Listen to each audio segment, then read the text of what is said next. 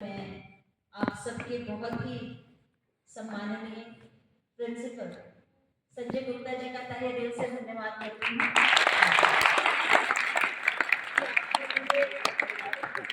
बच्चों से बातचीत करने का ये अवसर प्रदान किया। हमारे बीच में आपके एनएसएस इंचार्ज भी बैठे हैं, उनका भी मार्गदर्शन आपको हमेशा मिलता रहता है। सबसे पहले ये बात आप सोच लें कि आपके कॉलेज में हजारों बच्चे पढ़ते होंगे, लेकिन उसमें से कुछ चंद बच्चे जो हैं वो इस कैप को, इस टोपी को धारण करने वाले हैं। कुछ बच्चे हैं जो एनएसएस के छात्र हैं। वो एनएसएस का मतलब क्या है? National service scheme. सर्विस का मतलब हिंदी में सेवा। आप चंद बच्चे हैं जो समाज में सेवा करने के भाव से उन हजारों बच्चों में से अलग हटकर आए हैं आगे। तो सेवा का भाव आप में अभी से है, इसलिए आप उन हजारों बच्चों में से निकलकर एक फूल की तरह महकने लगे। क्यों आपने सोचा होगा कि सेवा का भाव आपके अंदर, आप सेवा करने की नेशनल सर्विस स्कीम में आप भाग लें? क्यों एनएसएस के छात्र बने? कहीं ना कहीं आपको सीखने की चाह होगी। समाज में जो चीजें चल रही हैं अच्छी और बुरी, उनके प्रति अपना मन, अपने विचार जो है वो कहीं पर भी रखने का प्लेटफॉर्म आपको मिले, लोगों की सेवा करने का प्लेटफॉर्म आपको मिले, इस धरती के प्रति, पर्यावरण की रक्षा के प्रति आपको काम करने का मौका मिले, इन्हीं भावनाओं के कारण आपने एनएसएस ज्वाइन की होगी। ये बहुत अच्छी बात है बच्चों।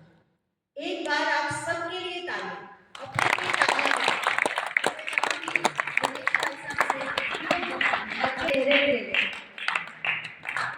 देखिए, जो चीज आपको अद्भुत बना, जो चीज आपको अपने गुणों में अलग करे, उसके लिए अपनी सराहना भी करनी चाहिए और अपना कंधा, अपनी पीठ भी थपथपानी चाहिए। कई बार हम सोचते हैं कि हम इतने समय से काम कर रहे हैं, लेकिन परिवारजन भी आपको कोई इंपॉर्टेंस नहीं देते। हमें भी अब तक नहीं मिलती, संजय जी को भी नहीं मिलती होगी अब तक, इतने वर्षों से काम करने के बाद भी। लेकिन बच्चे जब अच्छा काम करते हैं, सोचते हैं आज तो माँ ने कुछ अच्छा शब्द ही नहीं कहा, पिताजी को तो कुछ असर ही नहीं होता, हम अच्छा काम कर रहे हैं, बुरा काम कर रहे हैं, कुछ कहते ही नहीं है, हमें तो कोई शाबाशी नहीं देता। तो जब कोई बाहर से आपको शाबाशी देने वाला नहीं हो तो क्या करना चाहिए? अपनी खुद की पीठ थपथपानी चाहिए। मायूस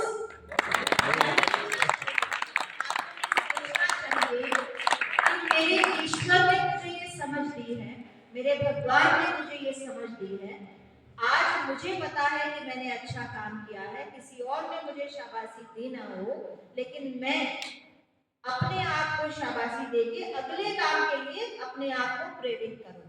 ये आज से गांठ बांध लो।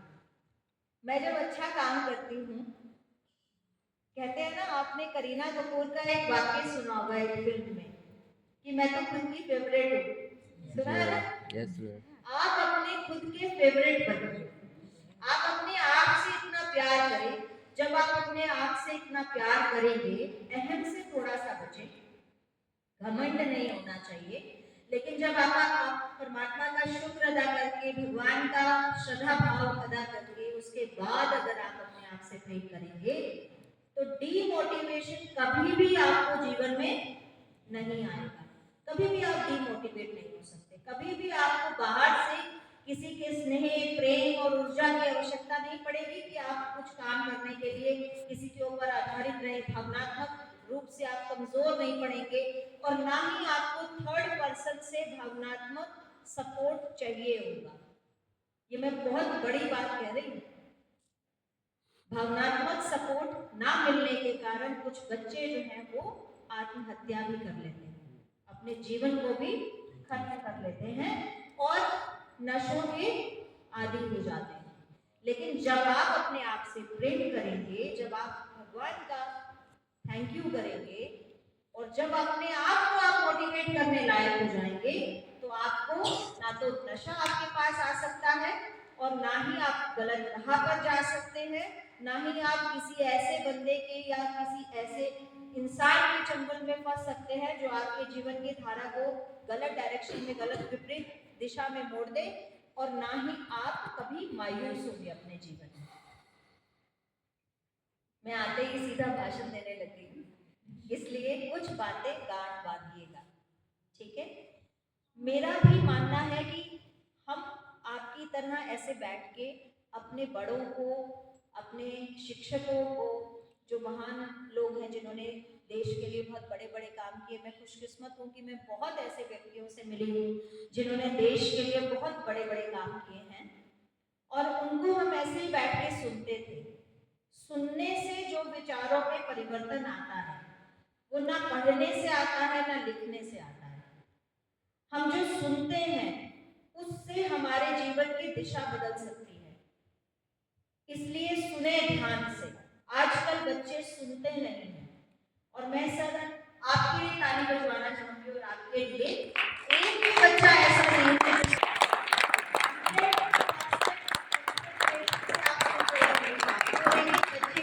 बच्चा मेरी बात को सुन रहा है। मैं कह रही हूँ 99.9% भी नहीं, 100% बच्चे कॉन्सेंट्रेशन से सुन रहे हैं। ये काबिले तारीफ बात है आप लोगों की। सुनना बहुत जरूरी है। अब सुनना, जो भी आपके कॉलेज में आए, क्योंकि आपके प्रिंसिपल सर हमेशा इस बात के लिए तत्पर रहते हैं कि वो जिनको भी जानते हैं और जिन्होंने देश के लिए, राज्य के लिए, साहित्य के लिए, पर्यावरण की सुरक्षा के लिए, समाज सेवा में कोई भी काम किया है, उनको वो आपसे रूबरू कराएं। वो एक भी मौका नहीं चूकते। मैं आज रेडियो स्टेशन में आई थी, मेरी एक पुस्तक है, नरेंद्र मोदी जी ने अपने जीवन काल में कुछ कविताएं लिखी। नरेंद्र मोदी जी नेता होने के साथ साथ, प्रधानमंत्री होने के साथ साथ एक लेखक भी हैं। उन्होंने अपने जीवन में जो कविताएं लिखी थी, गुजराती में उन्होंने लिखी थी, उसका मैंने पंजाबी में ट्रांसलेशन किया है, और वो ट्रांसलेशन पुस्तक के ऊपर आज एक ऑल इंडिया रेडियो रोहतक में कार्यक्रम था। उस कार्यक्रम की रिकॉर्डिंग की जो कल 7:15 बजे होगा, सुनाया जाएगा। रेडियो स्टेशन से एकदम मिश्रा जी आएंगे। अच्छा, मिश्रा जी आएंगे। मिश्रा जी ने ही आज रिकॉर्डिंग की है। वो कल आएंगे जी। यज्ञदत्त मिश्रा जी ने ही आज मेरा जो है वो कार्यक्रम रिकॉर्ड किया, और वो इंटरव्यू ले रहे थे। तो कल सुबह 7:15 बजे जो है वो ब्रॉडकास्ट होगा, आपको समय मिले तो सुनिएगा। किस तरह से वो जर्नी शुरू हुई पुस्तक की, नरेंद्र मोदी जी ने किन किन भावों को अपनी उस लेखनी में उतारा, और फिर हमने उसको पंजाबी में ट्रांसलेशन किया। मैं उस कार्य के लिए आई हुई थी, और सर को पता चला कि नेहा जी आज वो तक आई हुई हैं, तो क्यों ना हमारे बच्चों से मिला जाए। तो ये बात जो है आपके प्रिंसिपल सर की बहुत अच्छी है, इस बात से सीखिए, क्योंकि बहुत मुश्किल से लोग आज सीखी हुई बात को आगे सिखाते हैं, कोई भी नहीं सिखाता। अब ये ट्रेंड कम हो गया है, लेकिन जो भी व्यक्ति आपको सिखाने के लिए यहाँ आ रहे हैं तो उनकी बात को ध्यान से सुने। एक और मैं चाहूंगी कि मुझे समय मिला है तो इसका सदुपयोग करके आपको थोड़ी बातें बताकर जाऊं। दूसरी बात मैं आपको कहना चाहूंगी कि अपने जीवन में पढ़ें जरूर। अपनी टेक्स्ट बुक आप पढ़ते रहिए, लेकिन कुछ ना कुछ मोटिवेशन बुक्स जो है, चाहे महान व्यक्तित्व की जीवनी आप पढ़ें, आत्मकथा आप पढ़ें। अगर कुछ बच्चे साहित्य में रुचि रखते हैं तो जो हमारे देश के बहुत ही महान लेखक हुए हैं, चाहे वो मुंशी प्रेमचंद जी हों और चाहे वो अन्य लेखक हैं, लेखिकाएं हैं, उनको जरूर पढ़ें। अगर आप उनको पढ़ेंगे तो आपको मालूम होगा कि किस तरह से विपरीत परिस्थिति में भी बहुत लोग जीते हैं और वो बड़े होकर ऐसा महान काम करते हैं। आपको मोटिवेशन उससे मिलेगा, आप डीमोरलाइज कभी भी नहीं होंगे जीवन में, ठीक है। सेवा भाव के साथ आप जुड़े हैं। आज से कुछ प्रण आप देखिए, वैश्य संस्था से जुड़े हैं, और वैश्य संस्था जो है वो जैन धर्म से भी जुड़ी हुई है। जैन धर्म में एक बहुत अच्छी चीज है, वो है अणुव्रत। जानते हैं आप अणुव्रत के बारे में? अणुव्रत होता है छोटे छोटे नियम। छोटे छोटे नियम को हम अणुव्रत कहते हैं जैन धर्म के हिसाब से। छोटे नियम कैसे? जैसे कि एग्जाम्पल दे रही हूँ, जैन धर्म में एक बहुत बड़ी परंपरा है कि 6 बजे के बाद कुछ लोग खाना नहीं खाते, पानी भी नहीं पीते। ये एक अणुव्रत है। इस तरह के छोटे छोटे अणुव्रत जो आप कर सकते हैं, जैसे आपने एक छोटा अणुव्रत लिया कि मैं जब तक इस कॉलेज में पढ़ रहा हूँ, मैं अपना कचरा अपने बैग में ही लेकर जाऊंगा। मैं इस कैंपस में ही नहीं, इस रोहतक में पूरे बाहर रोड पे नहीं डालूंगा। अपने बैग में एक पॉलिथीन रखें, उसमें डालें, चाहे वो फूड हो, चाहे वो आपके किसी भी तरह के रैपर्स हों। आप यहाँ कचरा नहीं फैलाएंगे। ये आपने एक अणुव्रत किया। मुश्किल है ये अणुव्रत? नहीं ना? ऐसे ऐसे छोटे अपनी सहूलियत के हिसाब से अपने नियम बनाइए। जैसे मैं चाय नहीं पीऊंगा। ये मुश्किल है? नहीं। ऐसे ऐसे जो आपको ठीक लगते हैं, कुछ 3, 4, 5 अणुव्रत बनाएं और उन अणुव्रत का पालन करते हुए अपना पूरा जीवन बिताएं। ये भी एक जैन होने की तपस्या के बराबर की तपस्या होगी। अगर आपने एक बार प्रण किया तो आप दृढ़ निश्चय इंसान बनने में आपको सफलता मिलेगी, क्योंकि जब आप छोटे छोटे अणुव्रतों का पालन करेंगे तो आप बड़े संकल्प जो है उनको लेने के और उनकी पालना करने में और वहां तक पहुंचने में भी आपको मदद मिलेगी। आज हम बोलते हैं कि हमारे मुख्यमंत्री जी मनोहर लाल जी बहुत सजग और बहुत पक्के इंसान हैं। देश के प्रधानमंत्री नरेंद्र मोदी जी बहुत बड़ी शख्सियत है और बहुत संकल्पी व्यक्ति हैं। जिस बात का उन्होंने संकल्प धारण कर लिया, राम मंदिर बनाने का उन्होंने संकल्प धारण किया था कितने वर्षों पहले, और उन्होंने आज पूरा करके दिखाया। इस तरह के संकल्प, बड़े संकल्प आप सब भी देखिए आज इस उम्र में है, जब आप अपना पहला वोट देने के लायक हुए हैं। पहला वोट किस किस का है इस बार? 24 में कौन कौन वोट डालेगा पहली बार?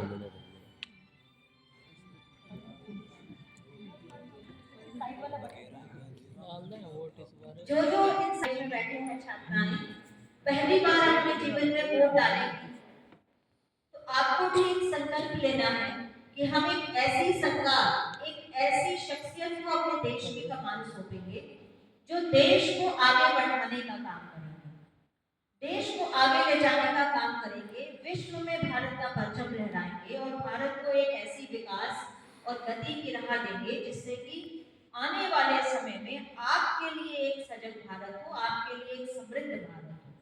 यह आपने अणुव्रत लेना है। इसके लिए मैं किसी की सिफारिश नहीं करूंगी आपसे, ठीक है? आप एक काम करिएगा, बस गूगल पर एक बार 15 मिनट लगेंगे आपको, आपने सर्च करना है कि पिछले 10 वर्षों में भारत सरकार ने देश में क्या परिवर्तन या क्या काम किए हैं। सिर्फ 10 से 15 मिनट लगेंगे आपको वो आर्टिकल पढ़ने में, किसी भी अखबार का, किसी भी पत्रकार की रिपोर्ट। ये मैं नहीं कहती कि आप फला बंदे की पढ़ें या फला अखबार की पढ़ें, मुझे नहीं मालूम कौन सा आएगा आपकी सर्चिंग में आगे।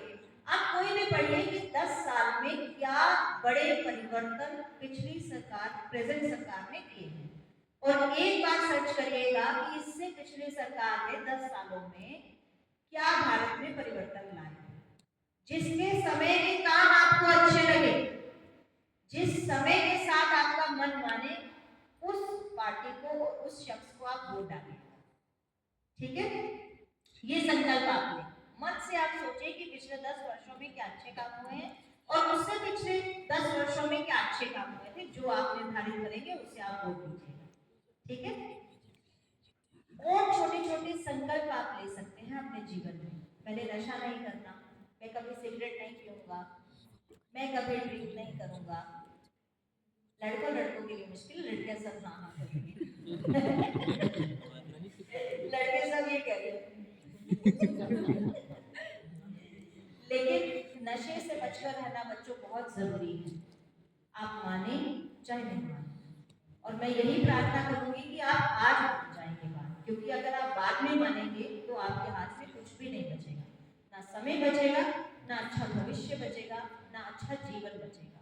मेरी तो आप सब लोगों के लिए यही प्रार्थना है कि आप सब बच्चे बहुत शाइन करें, बहुत आगे बढ़ें। मेरा आशीर्वाद, मेरी गुड विशेष आपके साथ रहेंगी। आप हमेशा फले फूले, हमेशा प्रगति करें, अच्छी राह पर चलें, अपने माँ बाप का नाम रोशन करें। कोई भी बात, मेरे गुरु एक बात कहा करते थे, दिन के उजाले में आप कोई ऐसा काम ना करें जो आपको रात के समय सोने ना दे, जो अंधेरे के वक्त आपको सोने ना दे, ऐसा कोई भी काम आप दिन के उजाले में ना करें। इसलिए आज आप जो भी आपके काम रहते हैं, कहीं भी आप जाते हैं, किसी भी व्यक्ति के साथ आप मित्रता करते हैं, आप केवल एक बात का ध्यान रखें। मित्र देखो, आप एक ही बात का ध्यान रखें कि आप ऐसा काम तो नहीं कर रहे जो रात को आपको नींद के समय परेशान करे, जिस काम से आपकी रात की नींद हराम हो जाए। इसलिए कोई भी ऐसा काम ना करें दिन के उजाले में जो रात को आपको सोए। अगर आपने इस अनुव्रत का पालन कर लिया, दुनिया में कोई ऐसी ताकत नहीं है जो आपको एक सफल व्यक्ति, एक ईमानदार व्यक्ति, एक ईमानदार नागरिक और पूरे मोहल्ले का, माता पिता का, पूरे रिश्तेदारी का चहेता न बना। तो इससे कोशिश करें, पर्यावरण की सुरक्षा करें, आपके हाथ में है पर्यावरण को बचाना। आज अगर आपने वो आदत अपना ली तो आप 70-80 साल, 90 साल, 100 साल तक जीवित रहेंगे, तब तक आपकी वो आदत रहेगी। बहुत बहुत शुक्रिया।